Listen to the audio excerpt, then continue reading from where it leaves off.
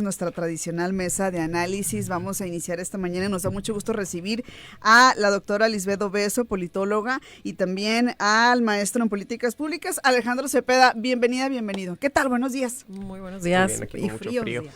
Sí, ¿verdad? Ahora sí que el encabezado es sorprende frío hermosillense, ¿no? Exacto. Y sí nos sorprendió, pero de manera positiva, creo yo. Yo soy team frío, no sé ustedes. Igual. ¿Igual? A veces. Y Lisbeth. A veces. A veces. Muy bien. Los temas están muy buenos el día, bueno, siempre, pero en lo particular con esta agenda, ¿no? Que está ahorita en medios, sobre todo también en redes sociales. Cuando pensábamos que no podíamos esperar nada de Vicente Fox, así que ya es lo último, no nos va a sorprender, pues siempre se supera a sí Claro, mismo, siempre ¿no? escala. Y en esta ocasión, pues esta declaración en donde llama dama de compañía a la empresaria, influencer Mariana Rodríguez, que también es esposa del precandidato por Movimiento Ciudadano a la presidencia de México, Samuel García, pues ha dado muchísimo de qué hablar y sigue dando de qué hablar porque sigue declarando, ¿no? En torno a esto, ya veíamos también que se da de baja la cuenta de Twitter del expresidente. Hay muchísimo que decir del tema, ya lo hablábamos antes de entrar al aire, porque es un cóctel de emociones, ¿no? Por un lado, se entiende que es violencia política, pero también es violencia, o sea, lo fácil que es poder, hablar, pues, así de las mujeres y decir lo que quieran, ¿no? Es decir, es todo un tema, ¿no? A ver, empezamos, Lisbeth, contigo. Pues sí, parece chiste, pero esa Sí. anécdota, tantos años después, ahora sí que 20 años después, y Vicente Fox sigue dando la nota, y no precisamente por su brillantez, ahora por su misoginia. Él alega que no se trata de un hecho de violencia, incluso dijo tener respeto por las mujeres, pero ¿a qué costo? Honestamente, ese es un ejemplo de muchos con los que nos podemos topar a diario las mujeres, pero particularmente en el ámbito político es doblemente grave porque con tal facilidad emana o da a conocer sus comentarios, pero qué complicado es a la inversa.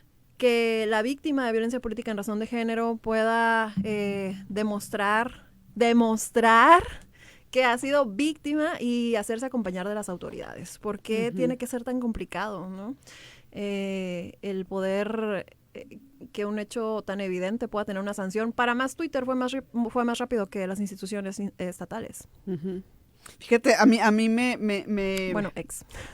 Me hizo pensar y en todas esas conversaciones que a veces tenemos en el ámbito laboral, Ajá. por ejemplo, y lo prudente que a veces somos o solemos ser, y me incluyo, ante comentarios muy parecidos a estos, porque esos comentarios provienen de un expresidente, una persona que mediáticamente pues mucha gente le sigue, sabemos quién es, pero son comentarios que están en el día a día y que a veces los escuchamos y así hacemos un esfuerzo, me incluyo, lo digo de manera personal, por dejar de decir, bueno, a ver, vamos a ser prudentes, pero creo que llega un momento en el que tenemos que poner estos temas sobre la mesa y decir, es que no podemos seguir pasándolos, pues, no desapercibidos, ¿no? Y luego decía Vicente Fox, como dice, es que respeto mucho a las mujeres. Le recordaron mucho en estos comentarios el papel que jugó Marta Sagún, por ejemplo, cuando él fue presidente en la campaña, porque incluso fue parte de su gabinete y posteriormente contrajeron nupcias ya siendo él presidente. Esa parte se la recordaron un poco también. Y él dice, bueno, es que estamos en campaña. Dice también, pues así son las campañas. A ver, Alejandro, ¿qué opinas? ¿Así son las campañas? A ver, ¿qué opinas? No es la primera vez que Ajá. ataca el expresidente Vicente Fox por alguna... Una cosa es atacar políticamente, atacar la agenda que tienes, atacar tus posturas políticas sobre una cuestión en particular. Y otra es simplemente, por ejemplo, señalar y decir judía búlgara a la precandidata Claudia Sheinbaum, ¿no? Uh-huh. Es un señalamiento debido a su ¿Origen? Claro. A su religión, y eso creo que ya trastoca ciertos derechos de las personas que no deben de ser vulnerados, pues, ¿no? Uh-huh. En este caso, pues el señalamiento que hizo en contra de Mariana Rodríguez, pues también creo que se extralimitó de lo que viene siendo ya considerado como violencia política de género, ¿no? Se hizo la denuncia ante el INE El mismo dirigente de Movimiento Ciudadano lo señaló, creo que el día de antier. Sí, el día de antier, que sí se había puesto una queja ante el INE sobre violencia política de género. Estimamos que, pues, creo que sí va a proceder, creo que sí se le va a señalar al expresidente Vicente Fox como alguien que violentó políticamente a una mujer. Y pues esperemos que así sea. A mí lo que me sorprendió incluso fue que con esta compra de X, de Twitter, para los que ya tenemos tiempo en esa plataforma, sí, yo tampoco me acostumbro a decirle X, que se suspendiera su cuenta, ¿no? Porque desde que se hizo la compra de X, como que se flexibilizó un poco el tema de los contenidos en Twitter. Entonces, ¿qué tan fuerte tuvo que haber estado el tweet? Que hasta ahorita yo no lo he visto en prensa ni en un lugar el tweet reproducido, simplemente hablan de él, pero no pude encontrar, por ejemplo, una fotografía o algo así del tweet, que lo tuvieron que bajar y que, pues, básicamente extralimitó los términos y condiciones de ahí de la misma página, ¿no? Un comentario también que me sorprendió mucho del expresidente Fox, y que creo que ese comentario pues ya significa, ¿no?, que está muy por fuera de lo que está sucediendo en el país, está muy por fuera realmente de la realidad política actual, que es que mencionó que quieren hacer un debate electoral, uno de género. ¿Qué significa para él esto?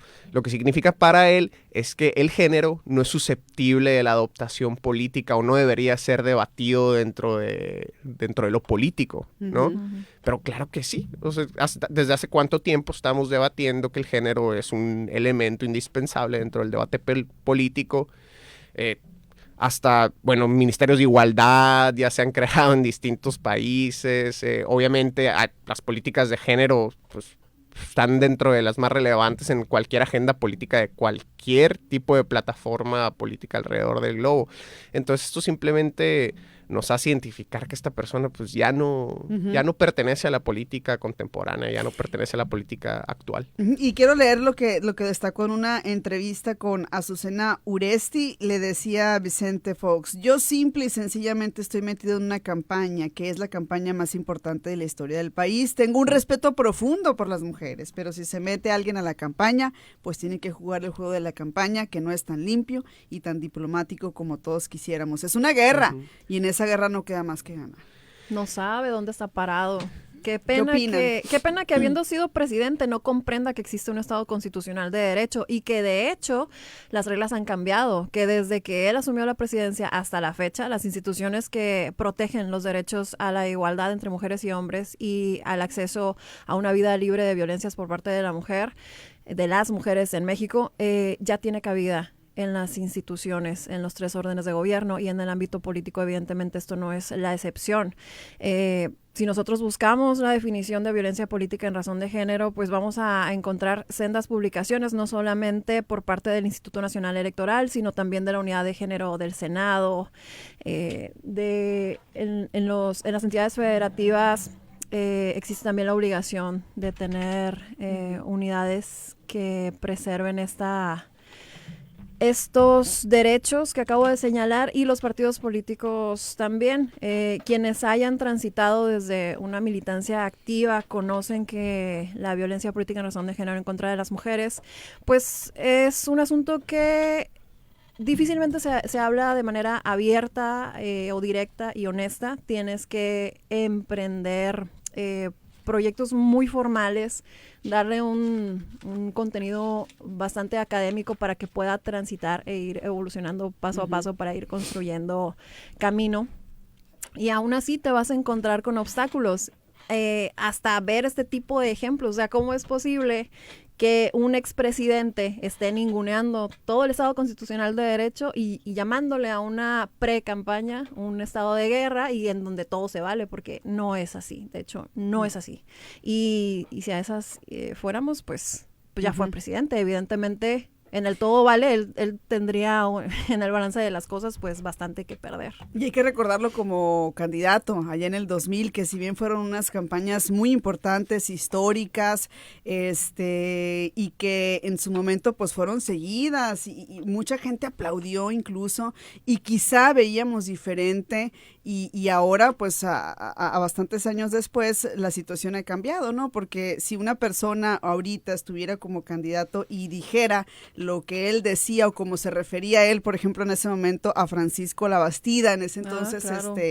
candidato al PRI, recordamos cómo le llamaba en campaña, pues la situación ha cambiado bastante, sería distinto, ¿no? Esos Sin duda alguna. chascarrillos de señor ya no van. Ya no van, ¿verdad?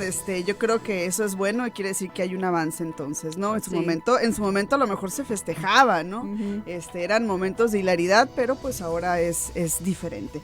Venía escuchando ahorita los comentarios y indiscutiblemente estoy de acuerdo con lo que comenta uno y otro. Si analizamos de manera individual el caso, pues efectivamente, pues sí es un tipo de violencia que todavía sigue normalizada hasta cierto punto, tanto en la sociedad como en el círculo político.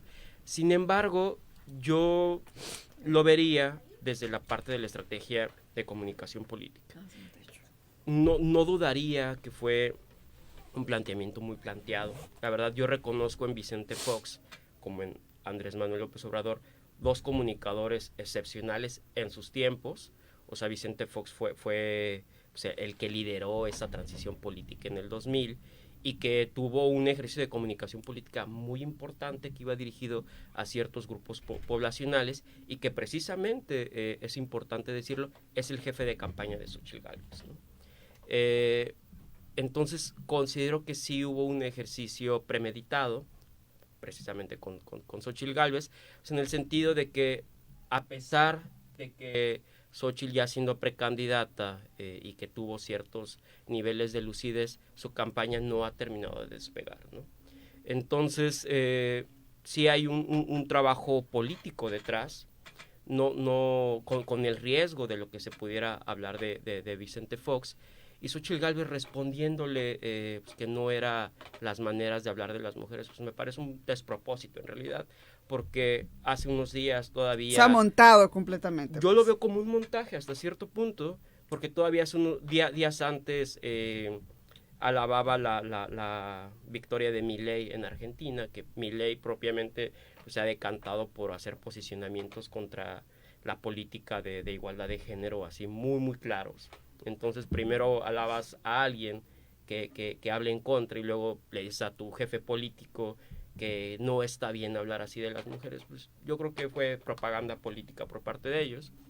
Y por el otro lado, Mariana Rodríguez, pues en el sentido, creo que la respuesta fue muy positiva, pues en el sentido de que le respondió elegantemente, pero cabe señalar que efectivamente también Mariana Rodríguez como como jefa de campaña de Samuel García, pues también sabe utilizar estos recursos de manera muy fina, ¿no? O sea, obviamente fue un mensaje muy dirigido al electorado que ellos intentan promover, pues que es efectivamente también un electorado conservador, de cierta clase social, que tiene ciertos méritos o búsqueda de ciertas aspiraciones. Por ejemplo, hablaba pues que ella no es una dama de compañía, sino una mujer exitosa, trabajadora, empresaria, todos estos atributos que es un sector femenino pues, muy elitizado hasta cierto punto, ¿no? No hablaba particularmente de que pues, no necesariamente apoyar a tu esposo en un ejercicio de campaña, pues es un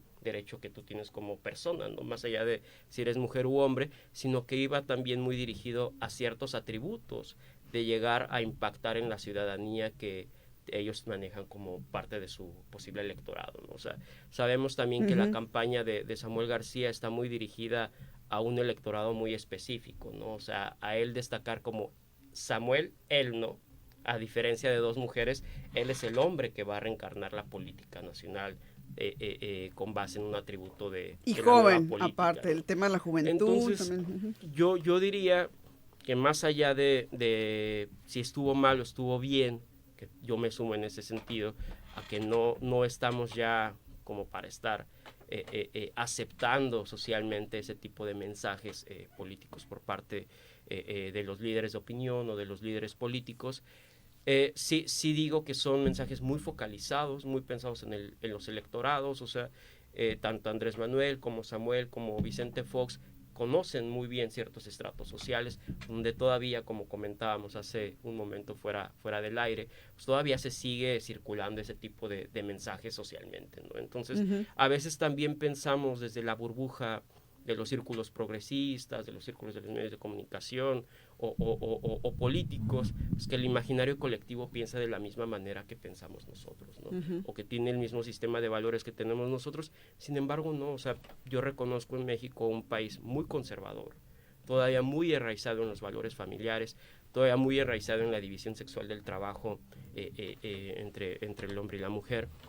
Entonces, mensajes como el de Vicente Fox pudieran no gustarle a cierto sector social, pero a otros les va a hacer reír. Van a estar incluso de acuerdo, ¿no? Ajá. Y de la misma manera la respuesta de Mariana Rodríguez, pues es un mensaje pues muy focalizado pues, en el tipo de público, o perdón, mejor dicho, del electorado al que ella quiere llegar, ¿no? A mí me pareció muy sensato una respuesta que dio un activista trans de Ciudad de México, ¿no? O sea, donde decía, pues yo me voy ni con uno ni con otro, ¿no? Porque tan mal está que él denigre de esa manera a las mujeres y que piense que el llamarles damas de compañía pues es una ofensa. Dice, la otra también, pues que de alguna manera toma una actitud anti personas que ejercen el trabajo sexual, ¿no? Entonces, de una u otra manera hubo alguna crítica. Yo creo que quien tiene mayores saldos a favor del resultado de esta rebatinga fue sin duda Mariana Rodríguez, pero ambos tuvieron una intención de que se hablara de las plataformas, ¿no? Yo creo que medianamente un poco descafeinada fue la posición de Xóchitl, que digo, no dudo en nada que haya sido premeditada, pero de alguna manera se siguió hablando de ella, ¿no? Sin embargo, quien más réditos tuvo fue Mariana Rodríguez, y también vale la pena mencionarlo en un contexto que además de la presidencia, de la precandidatura de Samuel García a la presidencia de la República, también tiene un tema interno en el Estado, ¿no? Como es todo este problema político en torno a quién va a suceder a Samuel. Entonces requiere Samuel de un activo fundamental en su campaña política como es Mariana Rodríguez. Sin duda alguna, ¿no? Sin duda alguna, pieza clave, ¿no? Ahora, yo la pregunta que me haría al escucharte, Iván, es qué tanto contribuye y de qué manera contribuye también este tipo de estrategias o este tipo de estrategias, vamos a decirle, a todo lo que se ha hecho también en el ámbito político electoral para poder defender a los derechos políticos de las mujeres, ¿no, Lisbeth? Sí, pues la unidad de género del INE Ajá. define la violencia política en razón de género como una expresión de abuso de poder que implica la supremacía masculina sobre la mujer al denigrarla y concebirla como objeto. Mariana no es la candidata y aunque gane fuerza, ¿qué es lo que gana? Tampoco fortalece a Samuel si estamos en un contexto conservador. Las redes sociales y los medios masivos de comunicación son instrumentos de socialización para la política y la política ya no se juega así, es lo que tenemos que comprender. No se trata de una burbuja elitista cultural, sino de lo que es reconocido como una necesidad para vivir en paz en todo el país, que este tipo de expresiones no deben de ser toleradas. ¿Por qué? Porque no es el costo pagar con violencia la participación política de las mujeres. Y no es el costo pagar con violencia la participación política de las mujeres porque ya costó bastante que de hecho nos reconocieran la cualidad de ciudadanía. Y una vez que te la reconocieran, de votar y de ser votada.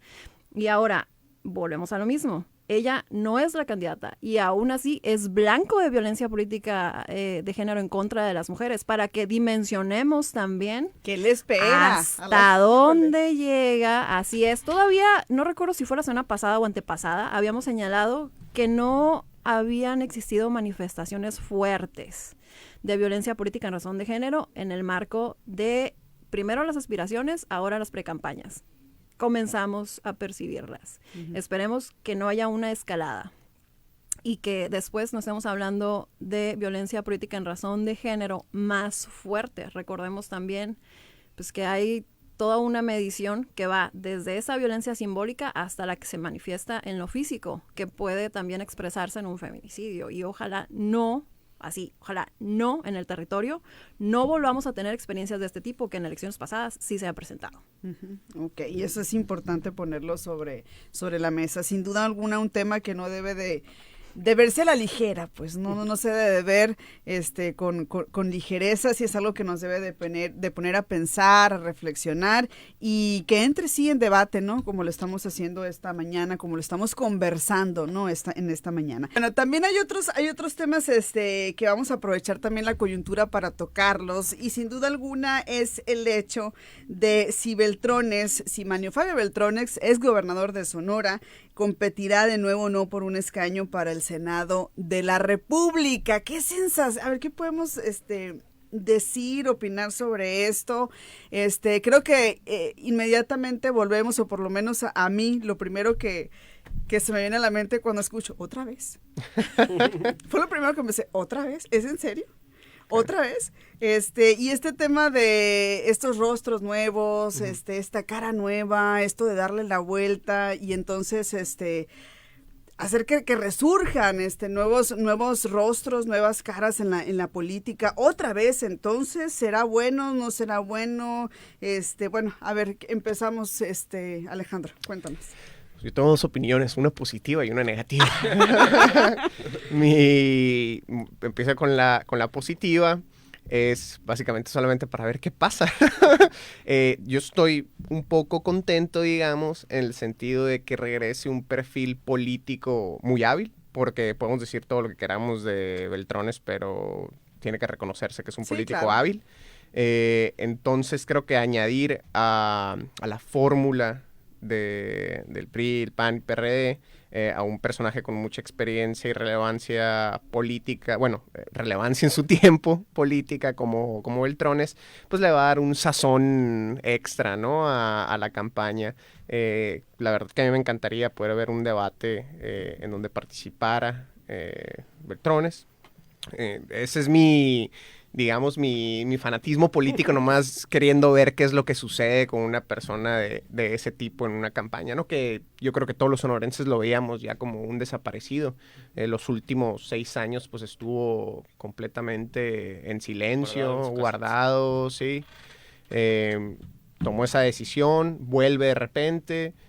Obviamente lo hace, la lectura más simple es que lo hace parecer como que ya fuera de la cancha Andrés Manuel López Obrador, pues él puede volver, ¿no? Uh-huh. Que a lo mejor es demasiado simple, pero pues esa sería la lectura pues más simplona.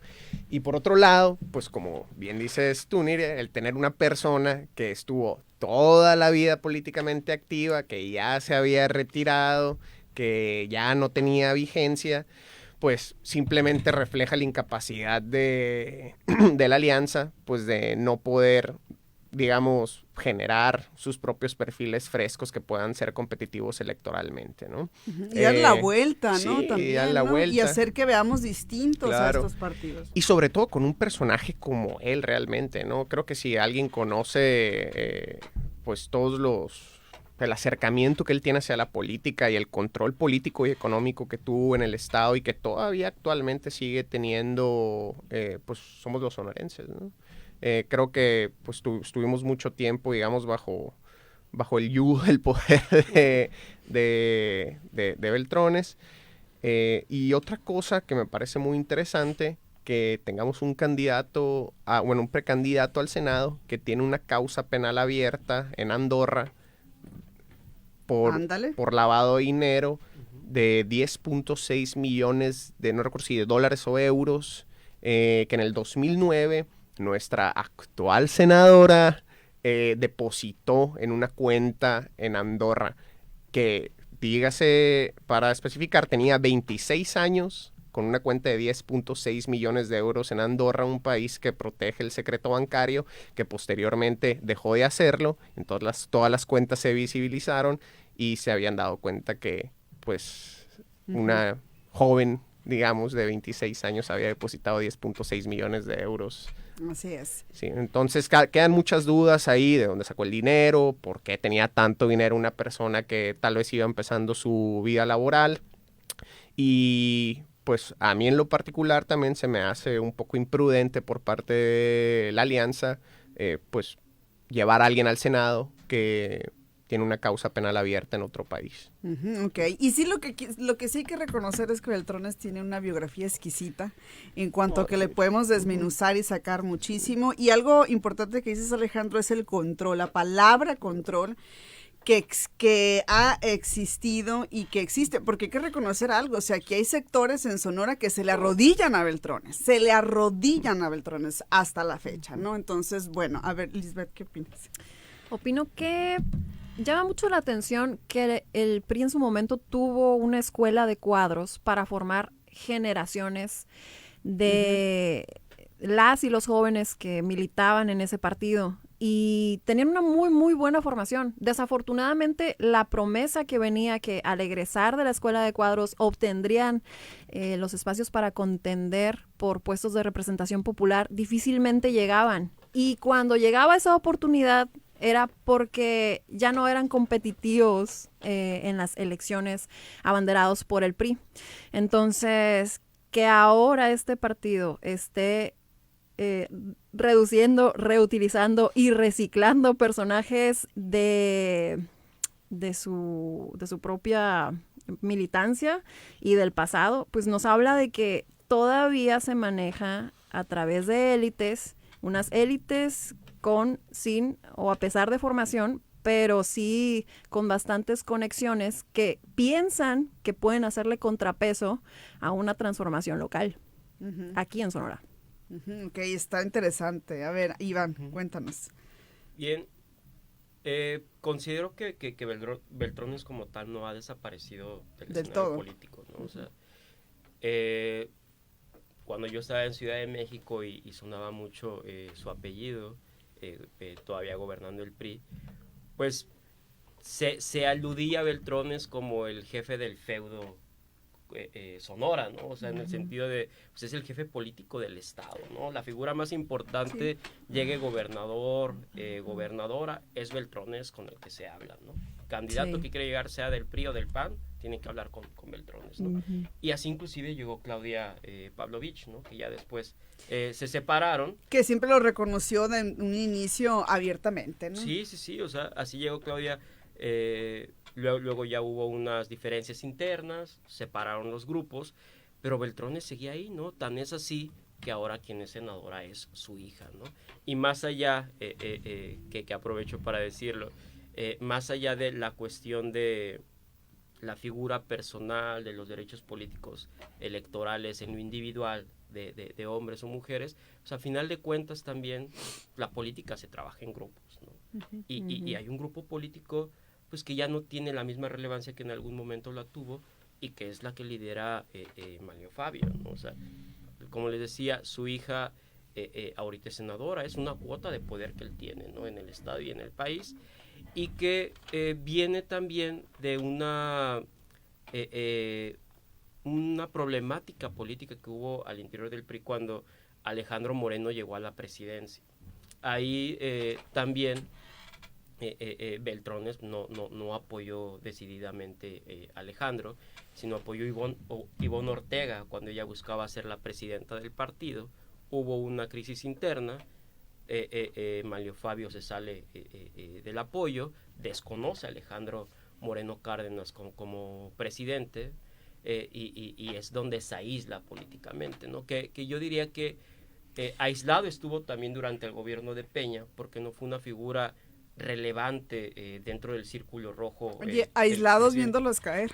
¿Perdón? Aislado viéndolos caer. Sí, aislado, que tuvo una posición relevante en el Congreso, fue coordinador de los diputados, pero no fue el círculo rojo del presidente, ¿no? Entonces, desde allá empezó una marginación hacia su liderazgo político, porque inclusive hubo un momento en el que se hablaba de que él como presidenciable, ya luego se le distanció con los grupos que rodeaban a Enrique Peña, y luego con lo que sobró del PRI tras la pérdida de la elección en 2018, pues el partido pues se tuvo muchos problemas internos, pues, donde Manlio Fabio no fue el mayor beneficiado, ¿no? Ujú. Sin embargo, ya en los acuerdos políticos que se generaron en los últimos años, pues precisamente fue Manlio Fabio quien extendió la mano a Alejandro Moreno cuando hay una separación entre Claudia y él, que Claudia se va más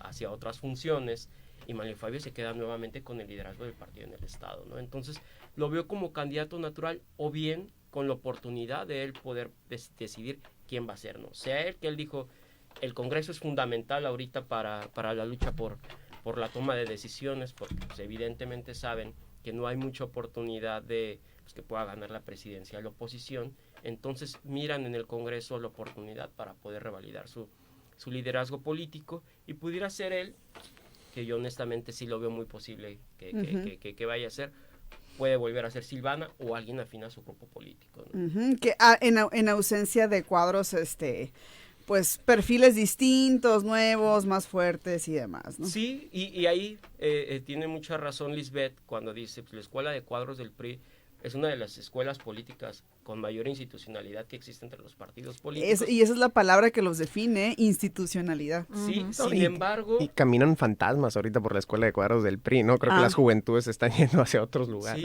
Sí, Sí, donde creo que se puedan sentir más identificados, Claro. y donde creo que puedan sentir nuevos aires o algún cambio, ¿no? Yo recuerdo aquí a los priistas, cuando se iban a Movimiento Ciudadano, lo primero que decían era, no, es que hay buen ambiente. Decían, no, pues me daba risa, ¿no? Pues cómo estarían, ¿no? Bueno, ya nada más a manera de broma lo saco, pero sí, hay algo de eso ahí, ¿no? sí, y justo es eso, ¿no? O sea, a final de cuentas, estas escuelas de cuadros pues, no sirvieron para renovar necesariamente los liderazgos políticos, ¿no? Ujú. Y los grupos políticos que se consolidaron y que tienen mucha trayectoria, pues son los que han sido los principales tomadores de decisiones, de candidaturas, de los presupuestos, la división de los cargos dentro de los propios partidos, y pues es así que van a llegar.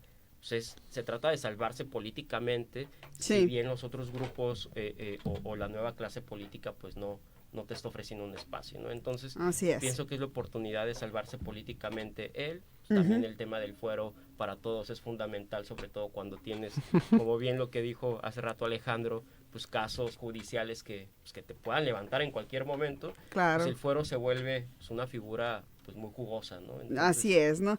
Tenemos 3 minutitos antes de culminar esta mesa de análisis. ¿Cómo cerrarían ustedes? Porque igual siempre dejamos temas pendientes, no nos alcanza el tiempo en esta mesa, pero Lisbeth, ¿cómo ya para cerrar, con qué comentario cerrarías ya este tema? Pues un comentario quizás compuesto de varios elementos. El primero, cuando llamaba Iván feudo a nuestra república medieval de Sonora, tan amada por todas y todos, para otros tan odiada.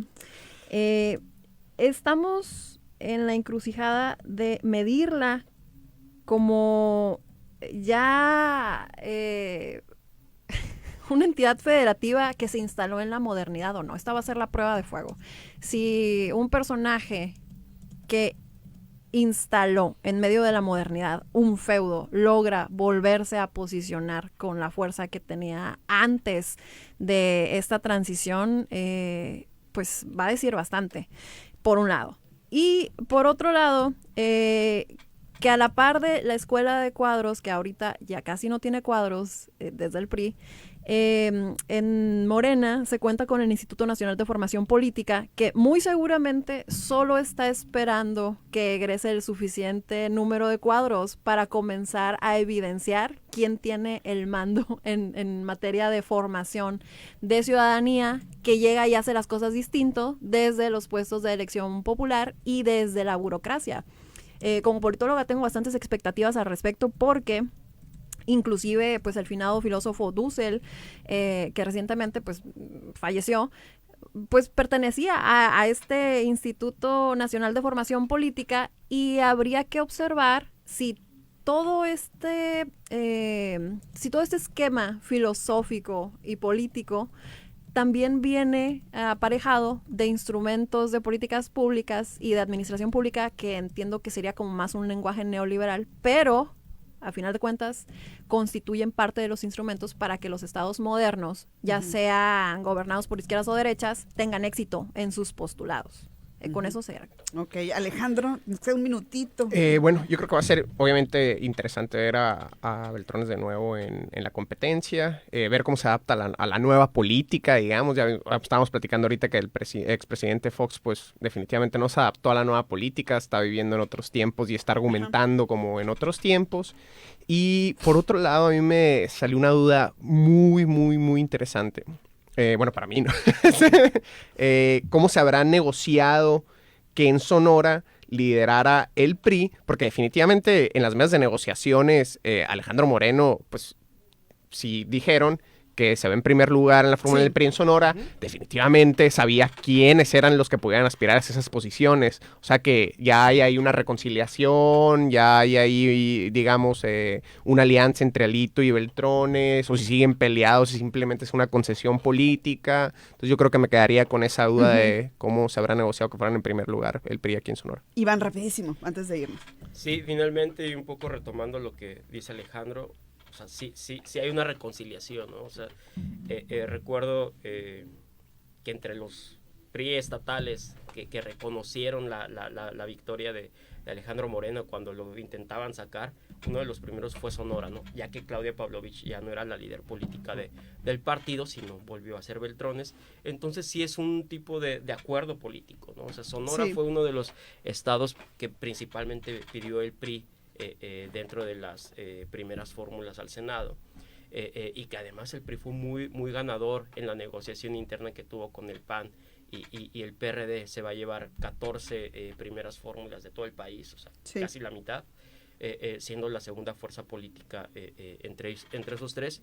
Entonces, creo que sí hay una gran articulación entre el PRI estatal con el PRI nacional en este momento, y que precisamente esa articulación la lleva Beltrones, ¿no? Entonces, muy bien.